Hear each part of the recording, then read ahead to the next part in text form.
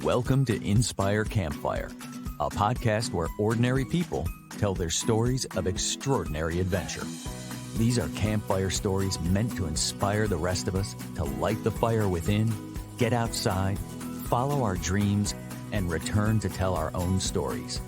Ready? Let's strike the match.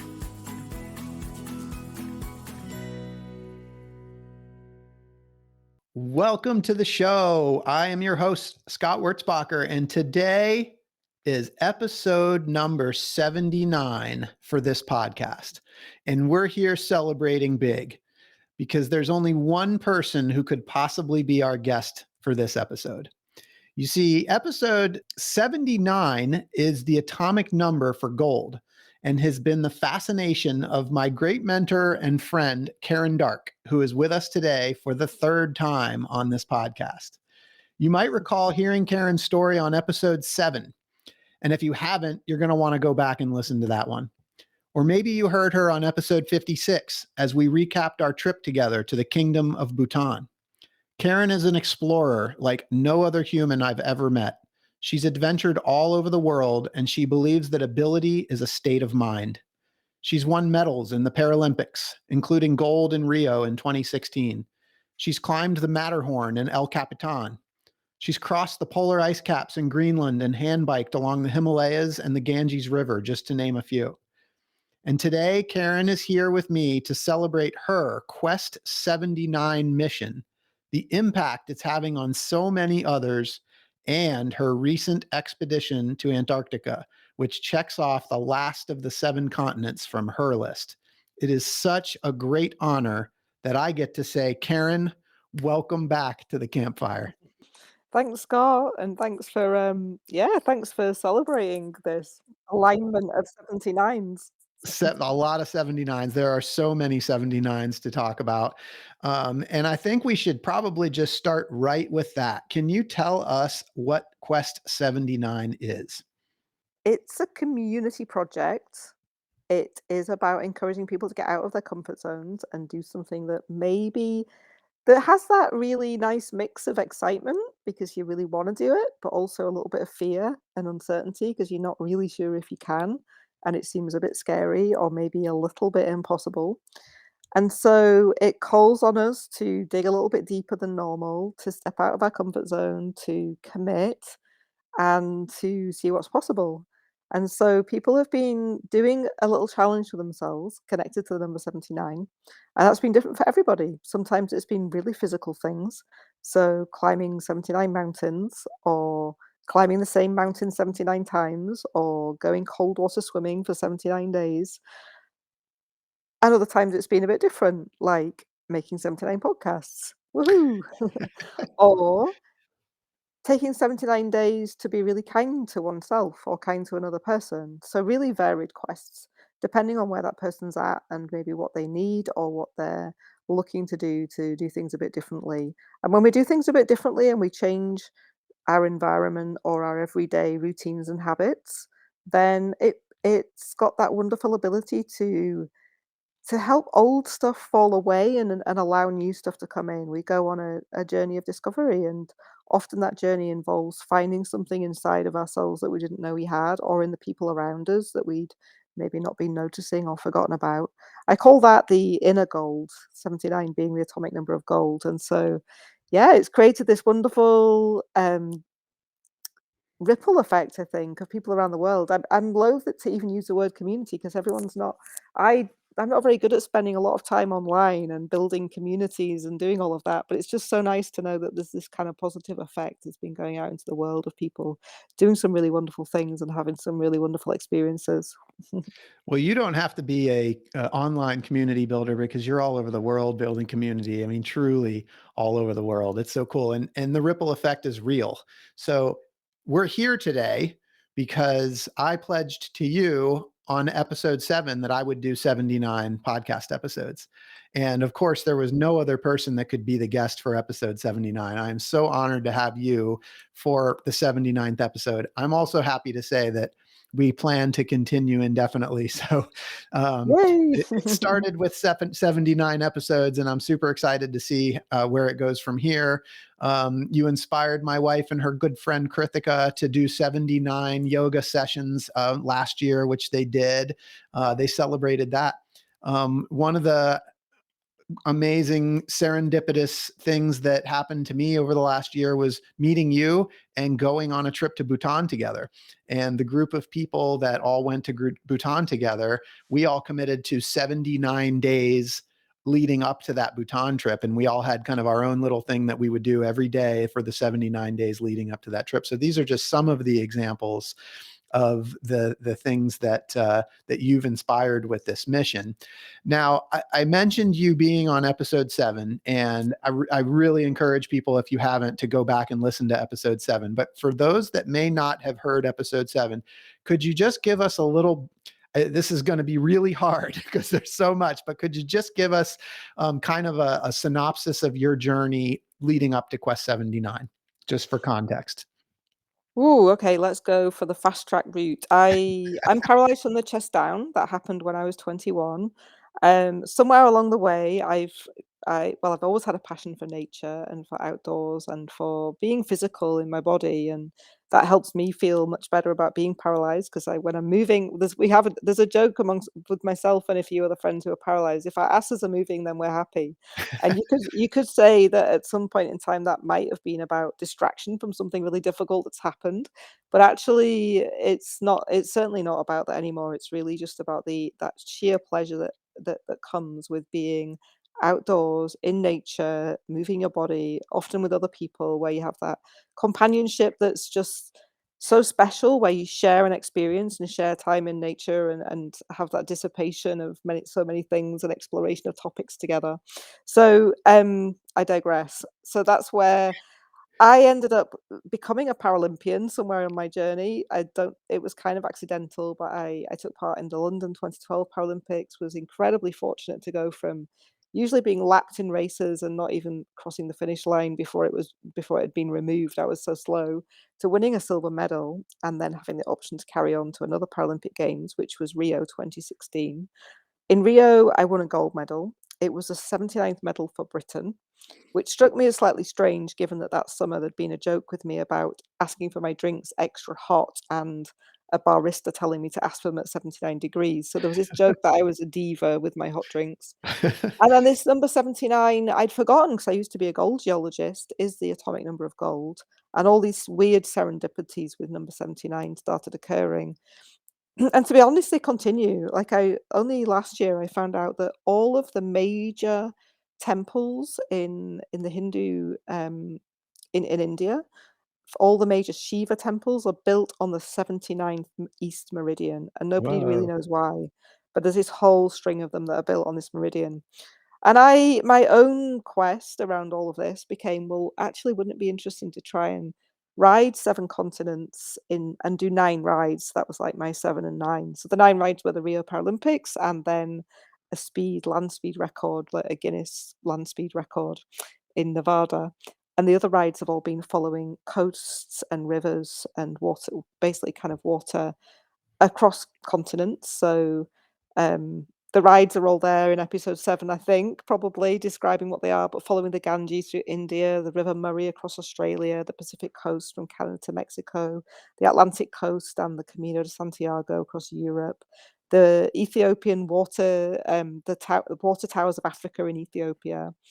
I think I've missed a continent somewhere, but the final big continent that was this challenge beyond challenges was Antarctica. How would I do that? What would that look like?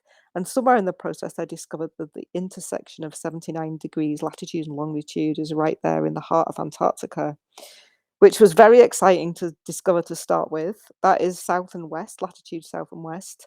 Um, and it happens to be only about 79 nautical miles from the base that you can travel into as an explorer or an adventurer person in Antarctica. So it wasn't only It was this very unique place that no one's ever been to, but also it was actually feasible. It wasn't like thousands of miles in the absolute middle of nowhere. It is in the middle of nowhere, but it was only 79 nautical miles from a place that we could get to.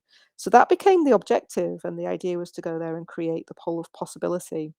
I gotta stop you for a minute. I need to take a deep breath here because there was so much that you just packed in, and I know most of this story. So for listeners, I just want to recap a couple things. So Karen Darke, the creator of Quest79, has this connection to 79. And what I just heard you say was, I didn't realize this until just now.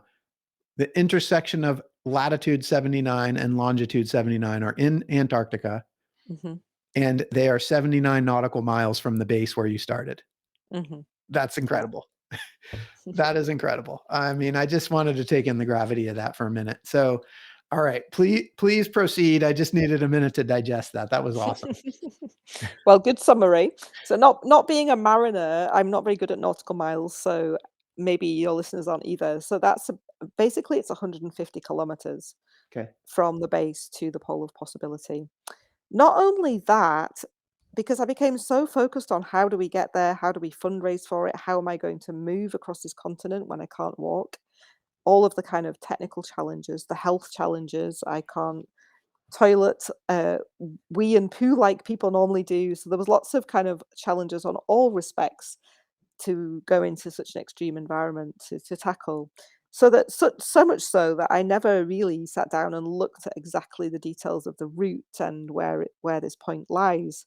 So it was only 2 weeks before leaving for Antarctica that my partner was looking on Google Earth and he's like, "This is gonna be really amazing. Look where it is."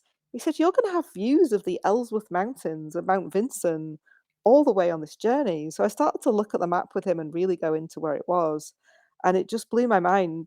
A lot of people who go to the poles have a very extreme and dull experience because they're skiing towards a blank white horizon. It's fairly flat. There's nothing to look at. It might be white out. It might be sunny, but essentially, and I had that experience myself a number of years ago, skiing across the Greenland ice cap for a month, where you're just looking at the same white horizon every day, and you're not even sure whether you're going in the right direction. One day we didn't. We skied for about an hour in the wrong direction.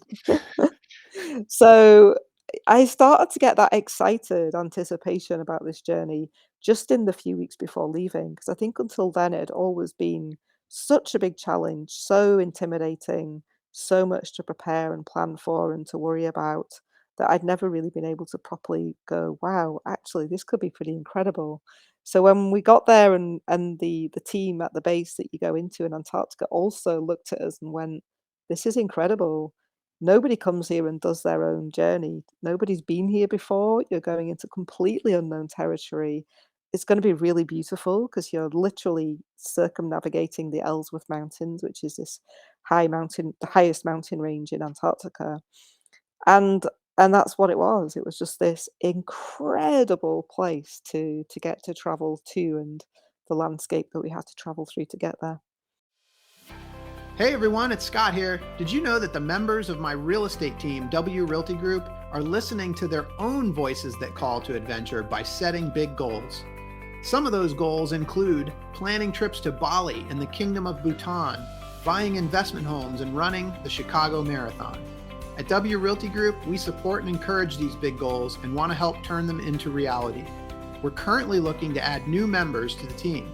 If you know a great real estate agent in the Charlotte, North Carolina area that would benefit from being part of our team, please send a text, an email, or give me a call. And know that when you support W Realty Group, you're also supporting this podcast. Thanks for listening.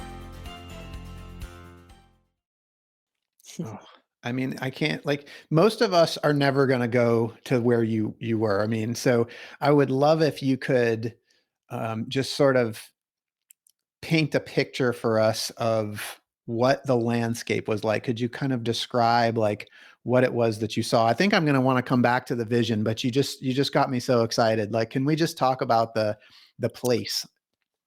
Yeah, I mean, it's such a vast continent. So it's a 4-hour flight from South America, from the tip of South America, from Punta Arenas in the south of Chile, Mhm. into this base, which is called Union Glacier.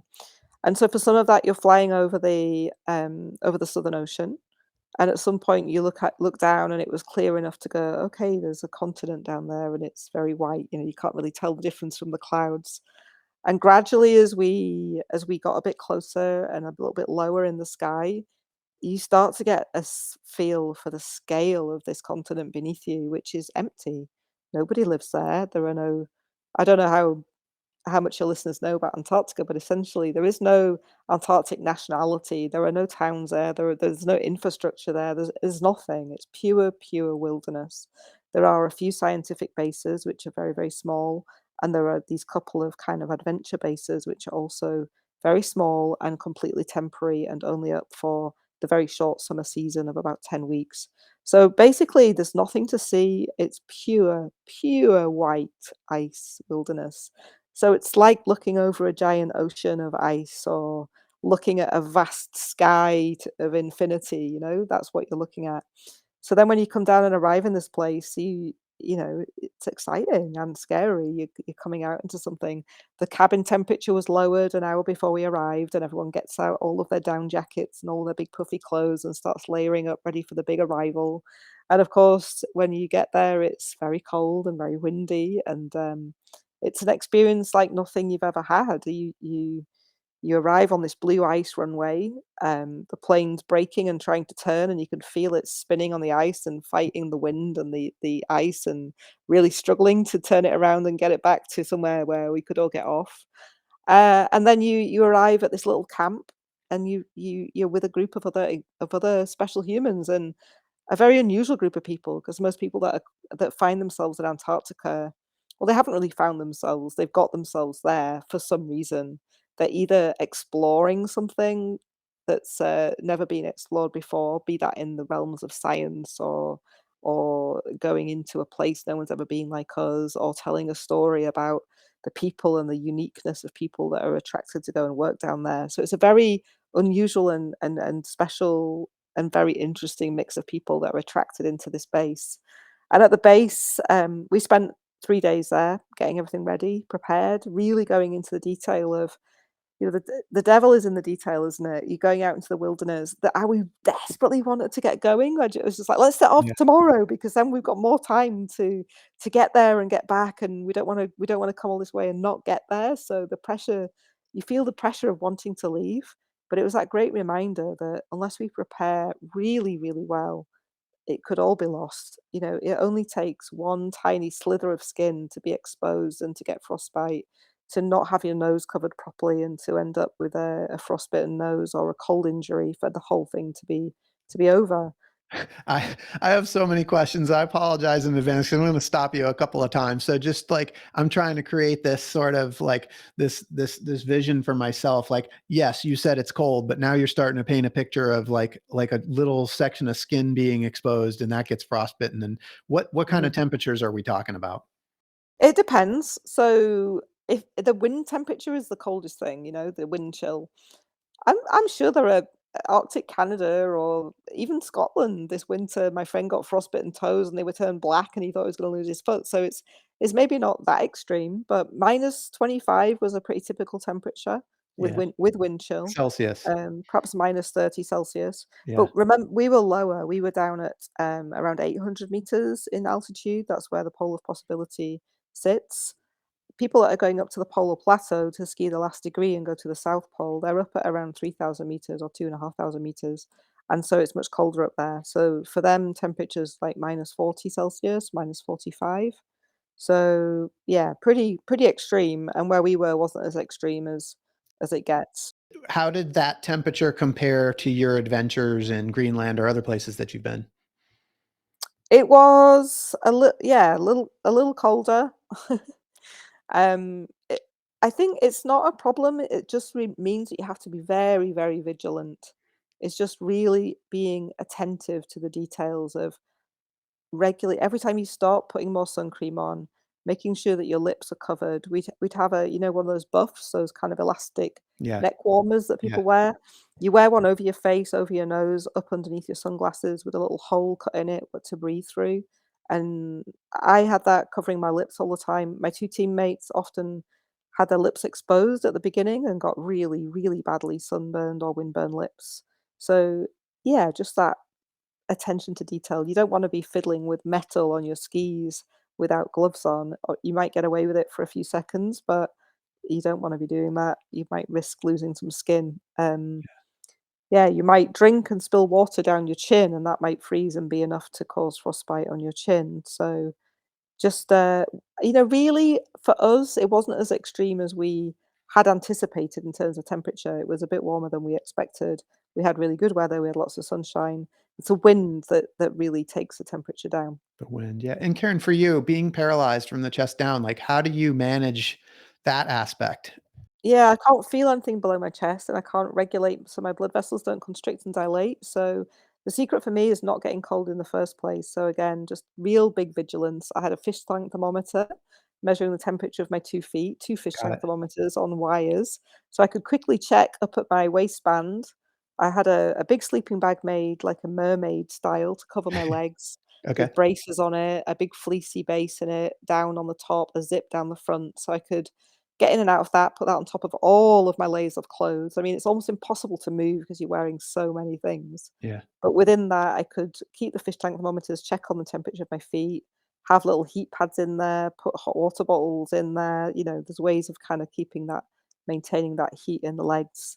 That makes And sense. then the personal care side, I have a catheter. So the idea of it leaking or making any mistakes in the plumbing department is essentially like a plumbing system Yeah. which can come undone at any point. Mhm. And unfortunately, it actually did this time. I made a mistake and had a big disaster with it on about the third day in, but luckily it all worked out okay. Like, yeah, there was lots to manage, and even a small mistake, for example, sitting in the same position for too long risks getting a pressure sore.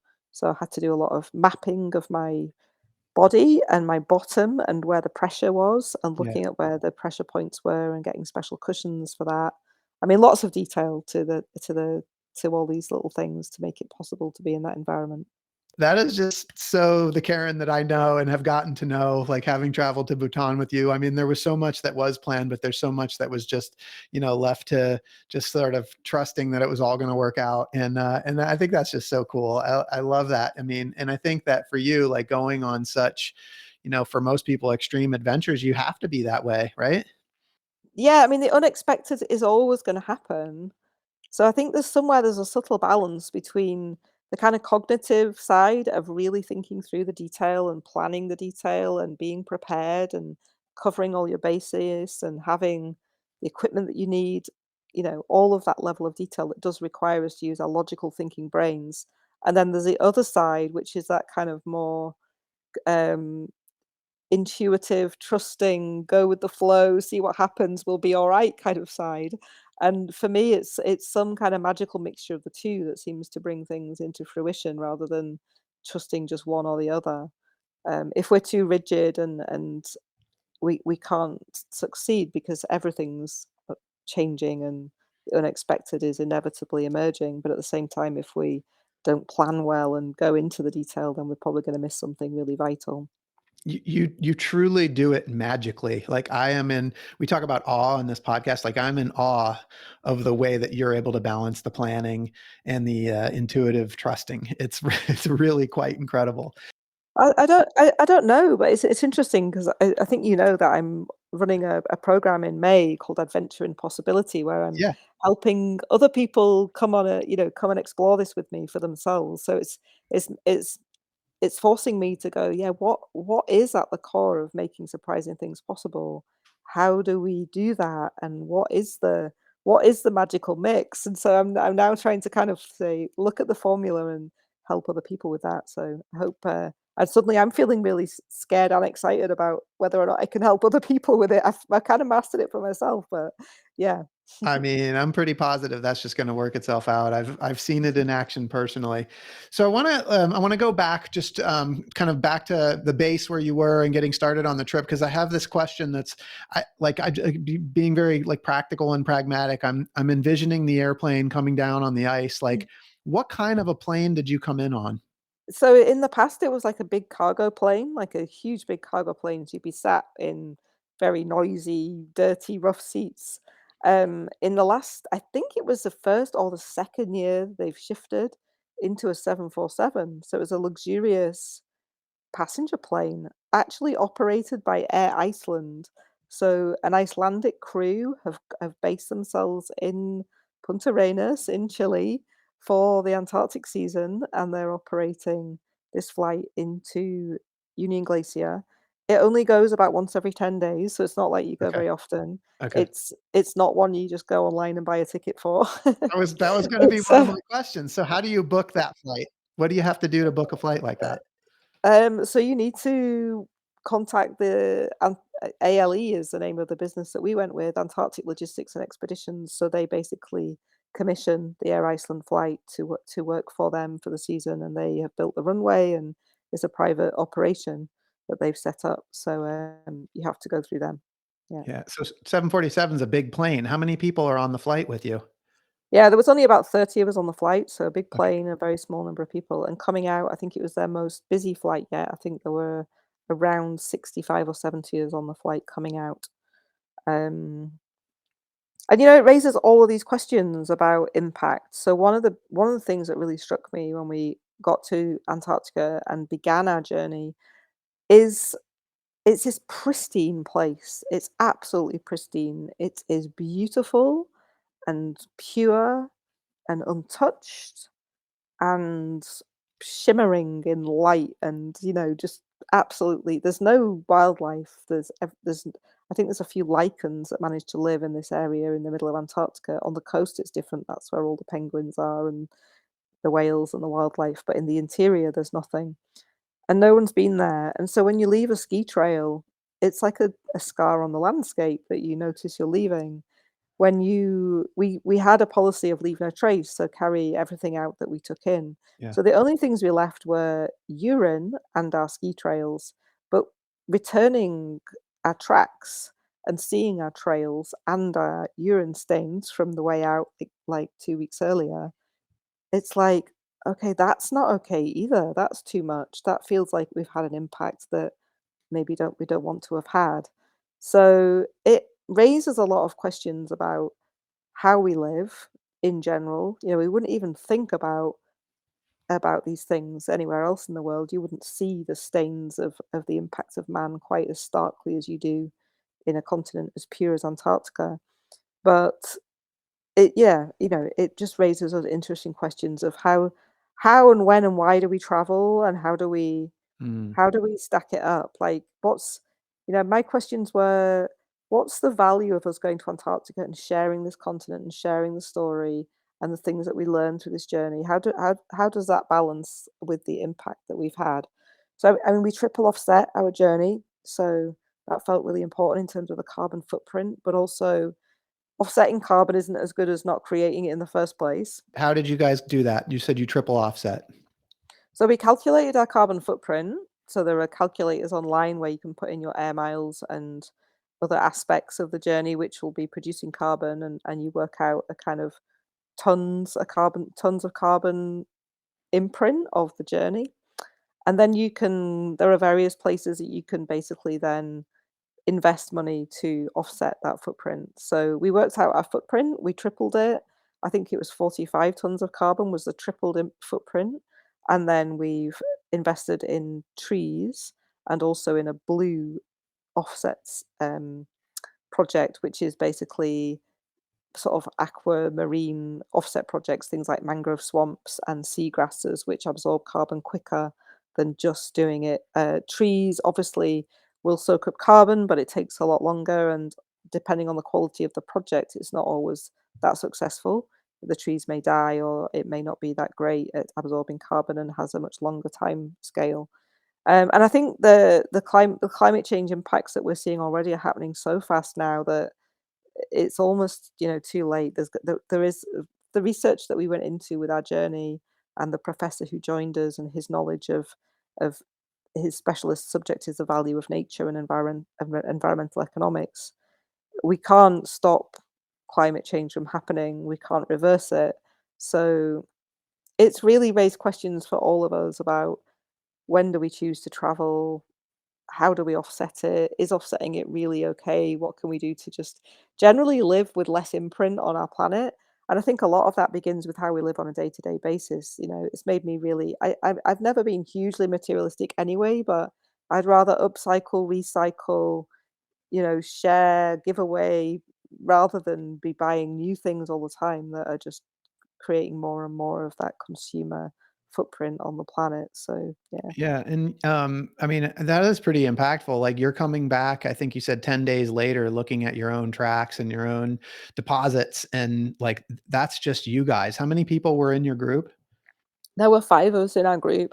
So that's just 5 people. Multiply that by billions, right? Yeah, Um, and the Antarctic Treaty is in place to protect Antarctica, so until 2041, I think it is, nobody's allowed to lay claim to Antarctica, nobody's allowed to mine in Antarctica. The continent is very well protected until then. But we live in a world where money drives, and unfortunately, it's what so many governments and people value more than anything else. And so, whether or not that treaty will be continued and continue to protect the continent is unknown, and the impact that will have once if people go in there and start mining operations and oil operations is going to be absolutely massive in terms of the impact on that continent and then also on a global scale. Well, I think that's why, like this trip that you did and then returning your hero's journey, you followed your own voice that called to adventure and went on this trip, but now you're back and you're able from your own perspective to be able to educate people on what's going on there. I mean, even in this short conversation that we're having, like I see the value of what you're talking about. And, I can see in your eyes, like we're on the, video here and I can see like the impact that it had on you environmentally. I mean, you were already a very environmentally conscious person, but I can see that it's had a deep impact on you. It has, but I'm not advocating that I haven't I'm still flying, I'm still going places, and really we've got to how do we I suppose what I fundamentally believe is that the value of travel and of learning about other cultures and places and connecting with other human beings around the planet is absolutely enormous. And so I'm not convinced that we should stop that completely, but I guess I'm kind of looking at, well, how can we've got incredible brains and abilities when we collectively join together. We can develop incredible technology.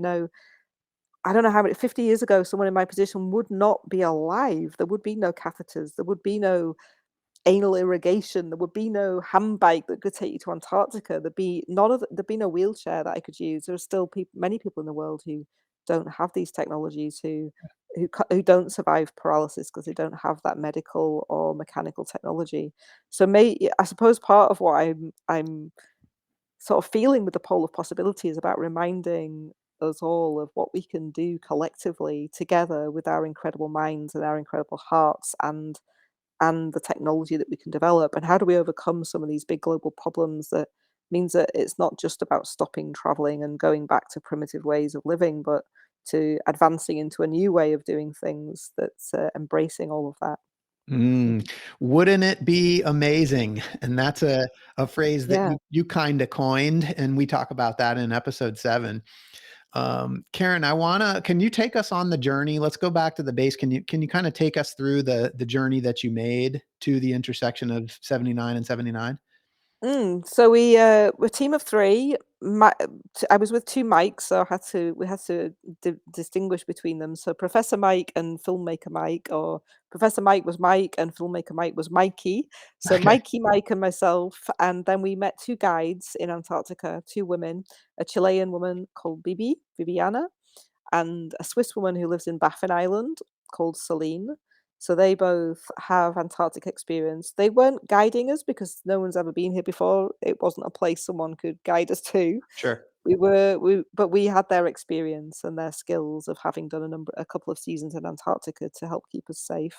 Um, and so we met them. We got to know them. They'd never seen a sit ski before, so we spent some time going around a 10K loop from the base together, putting a tent up, just looking at how we would do things as a team, preparing the details, and then we began the journey. We were dropped off just 20 kilometers down the glacier from Union Glacier in a kind of all-terrain vehicle, which actually I wish we hadn't done. We could have just set off from the base. We didn't really need to do that. I think it was that pressure of, well, this point they dropped us at was 79 nautical miles from the pole of possibility, Got it. and we thought, okay, that's a good place to start, and then we'll definitely have, hopefully we'll have time to get there. But actually, we would have had time to have gone from the base and all the way there and all the way back.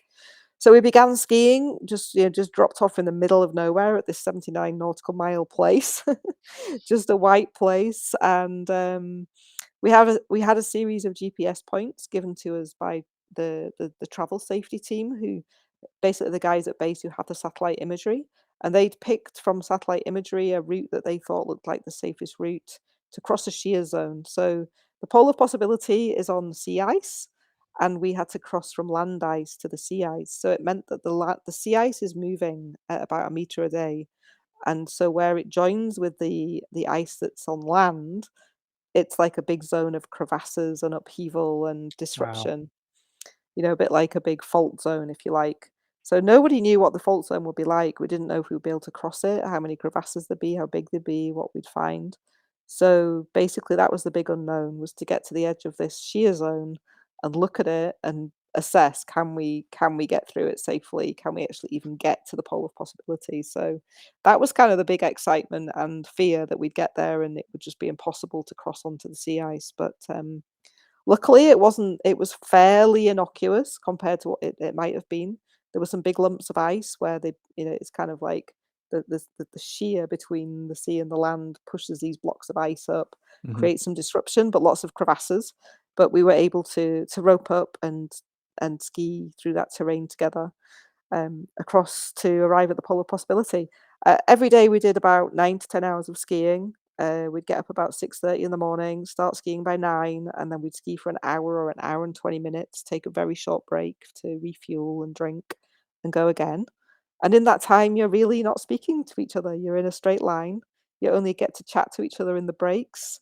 You're just dropping into a very hypnotic space of Mhm. just Yeah. being in this big, spacious wilderness.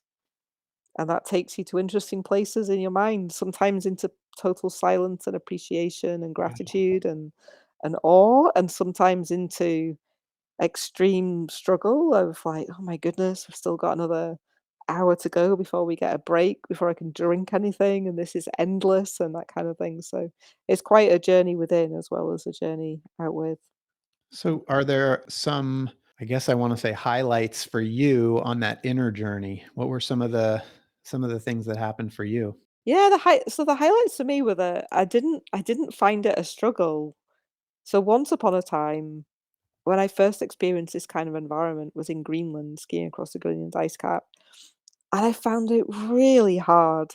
I spent hours going into like a stress mode of thinking about what to think about, because my brain and my body was so wired to be thinking about stuff all the time or planning stuff all the time, and then to have nobody to talk to and nothing to think about was like, stress.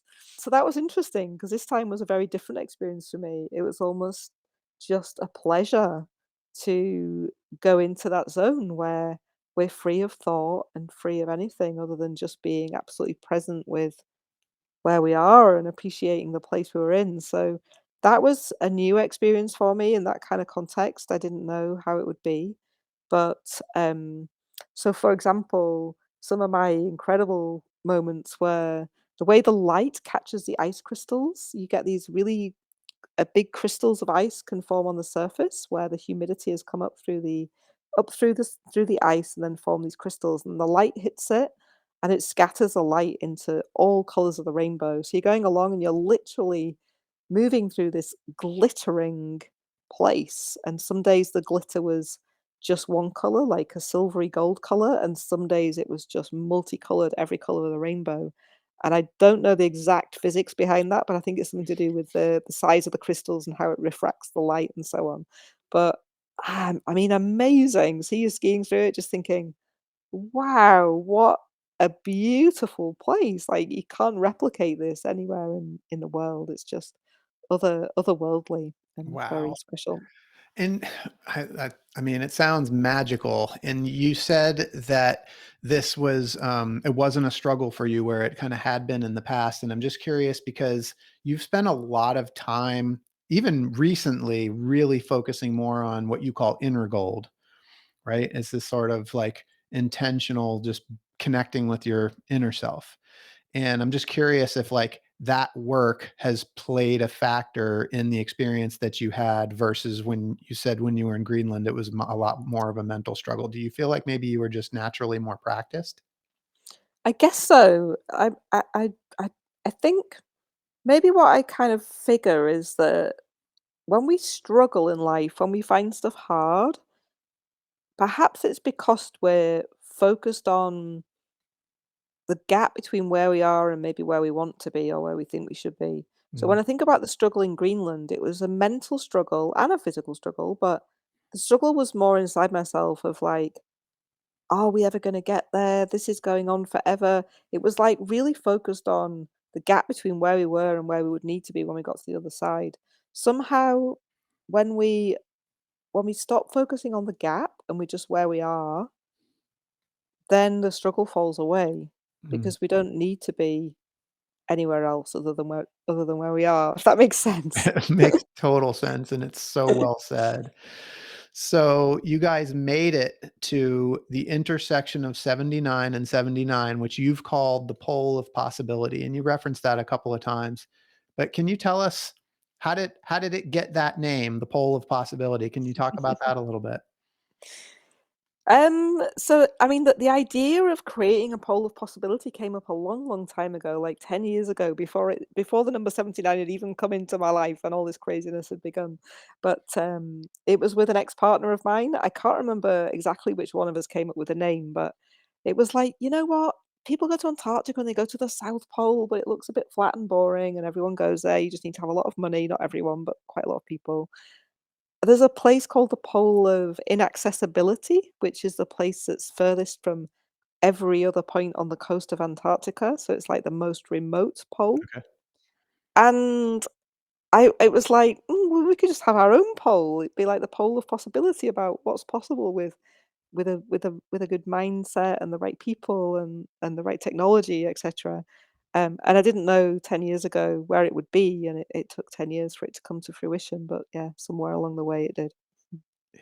So, I mean, that's a big question, and this is like really it's a thread throughout your entire life. This question, what is possible?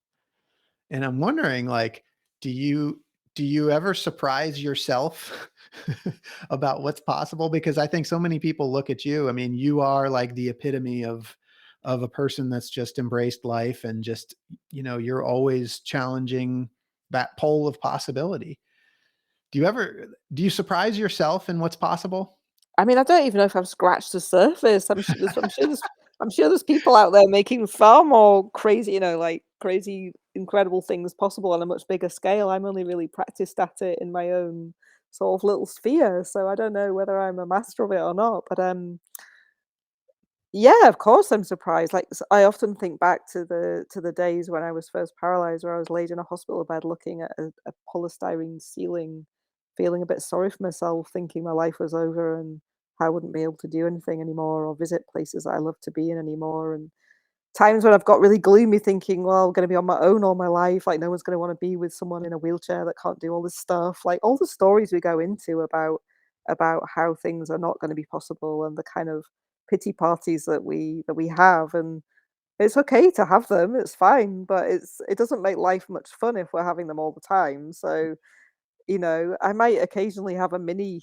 I don't even know if I do have pity parties anymore, if I'm honest, but you have a realization that maybe you're focusing a bit negatively or thinking in a limited way about something, and that's normal. It's human, even with all the experiences and positive thinking that we might apply. It's something that still happens. But I think what I think is most important is having the awareness of what we're doing with our thoughts and with our narratives, and then working to when we've got the awareness, we've got a choice to change them to something that's more positive, that creates more possibility.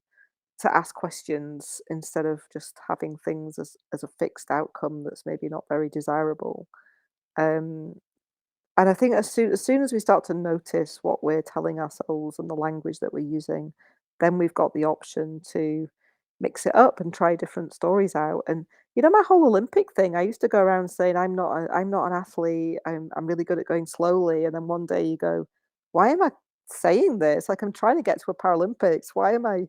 It's not helpful to keep telling myself I'm not an athlete and I'm really good at going slowly. So what's the next most believable thing I could try and tell myself? And it's like, well, let's have an experiment with it. I think what's really important is to play with life, like to notice what we're telling ourselves. And sometimes it's a bit stuck and it can be a bit serious. And then it's like, let's just start playing with it. How can we try and have fun with it and just see, hey, I wonder if I call that person up and just share this idea. I wonder what they might say and let's see what happens. And gradually, the more you do that, the more kind of incredible little surprising things start to happen. I love this so much. Karen, this expedition in Antarctica was the completion of your Quest 79. And I'm just curious, like, how do you feel like now that it's over and what's next? I mean, honestly, I got back in January and people kept saying to me, "What's next?" And it's like, I don't know. For once, there's a big space. It's like there's a bit of a vacuum, and that's okay. Like I think sometimes we need the space Yeah. to feel into what's just been and feel what's coming next. I don't have a big hit list of things, and sometimes I come up with an idea, and actually there is an idea that's emerged, and it came from a conversation in the tent in Antarctica where Mikey, the filmmaker, said, we'd met all these people climbing the seven summits, and I was like, oh, there's a few people in wheelchairs being up Kilimanjaro. Oh, I'd love to go up Kilimanjaro, and I know you've been up Kilimanjaro. Yeah. And then it's like I have a friend in Kenya who keeps inviting me over to help with a World Mental Health project. And yeah, suddenly I think we're taking the bike that I took to Antarctica that didn't make it to the pole because I had to use a ski instead. We're going to try and take it up Kilimanjaro Wow. in September. So That's amazing. I love that. That is incredible. Just with this Quest 79 sorta, you've just inspired so many people. It's been such an epic journey. If people that are listening, they wanna get more involved in Quest 79, how can they do that? well, it's a really great question, but also an interesting one that I'm looking at myself at the moment because I know that I stay alive by things that are becoming fresh and new and shifting and changing. And Quest 79, well, began back in 2016, and loads of people have done quests, and we have a website, it's quest79.com. But the website isn't functioning right now, and it's been kind of blocked, I think, for a little while. And it's kind of like, am I taking it forward in a new way? I think what it's morphing into is more this concept of how do we find the gold inside of us, like that journey of inner gold. And it might be through taking it's often through taking a quest. And so I'm not trying to turn it in. I'm not really on a project at the moment to build a big community or to have a big online presence with it, but just to keep talking about it. And if people are listening and they like the idea, then drop me a line, drop me an email. We do have a newsletter that goes out every month, and I want to keep that alive, sharing stories so that people can be inspired and to keep inspiring each other with lovely ideas about how we can go out and keep learning and growing as humans and surprising ourselves. And when we surprise ourselves, we usually surprise people around us, and that maybe inspires them to go and do something. So, yeah, basically, hopefully, I'll get the website working again soon. But otherwise, just drop me a line at karendark.com and let me know what you're up to, and I'll keep sharing the stories so that yeah, all these stories that are out there can keep helping others. And you also have a retreat that you're putting together called Adventure in Possibility, and that's coming up. Can you tell us about that? Yeah. So I guess the pole of possibility really made me go, I really, I guess my next is, at one point adventuring was for me and it was to, I was driven by that kind of more selfish motivation of seeing places and visiting places. But my rides across the continents with the Quest79 project, each of them has really taught me about something very special, like a particular thing. So, for example, the ride through Australia was all about gratitude. And at the end of it, I had such overwhelming feelings of appreciation for things as simple as drinking a glass of water, that it was mind-blowing. And the journey through India was all about love, like the kindness and the love that we received from the people we met was incredible. The two friends that I did it with, they married on the river Ganges at the end. Like, it really was this deep immersion in what it's like when we're surrounded by a lot of love and kindness. So each journey has taught me something. So now I am putting together, and the first one is in May, an adventure in possibility that people can join me in wherever that location might be physically. Um, but I'll probably start as something that's a bit ongoing as well, that people can join virtually, just to explore these themes of possibility and how we enable surprising outcomes for ourselves. And it's not always about outcomes as in, climbing a mountain or getting to a place. It's not like necessarily the physical outcome of something, but also that inner journey, the internal process that we're all on. How do we find more harmony, more happiness, more peace within ourselves? Because ultimately, that's what life's about. It's Mm. We can keep jumping from one adventure in the outer world to another, but actually, often when we're doing that, there's maybe something inside that's still not very peaceful, or something that's needing a little bit of attention or a bit of healing, maybe. So I'm kind of really interested in helping people do surprising things in the outer world, but also in the inner world, like really finding more of a place of peace and harmony and balance inside. So, Well, yeah. adventure and possibility sounds like a perfect way to help people do that. Mhm. Karen, I want to congratulate you on completing your Quest 79. It was about as epic as they come. I want to thank you for inspiring me to do 79 podcast episodes. And when we finish recording here, that'll be done. So thank you. Woohoo! Well, And thank you just for inspiring. I mean, you see it every day, just all of the people that have rallied behind you and have pledged their own Quest 79s. It's super, super inspiring. And I just thank you so much from the bottom of my heart. And I'm proud to know you. likewise, Scott. Thank you. And yeah, I just think the world is, it's very easy to focus on all the things that are wrong and the problems and the difficulties, and actually it's a very magical place as well, and we can make magical things happen, especially when we work together and, yeah, Yeah. just stretch ourselves a little. Thank you, Karen. And for those listening, I hope that you've been inspired today as much as I have. I hope that Karen's story has encouraged you to listen to the voice inside that calls you to adventure, because we want to hear your story next. If you have a story to tell, or you just need a nudge to create one, please send us an email. We'd also appreciate it if you'd help us spread the word by leaving a review and sharing or tagging Inspire Campfire in your social media. And until next time, I want to encourage you to get outside. Thank you for listening. Karen, thank you so much for being here. Thanks.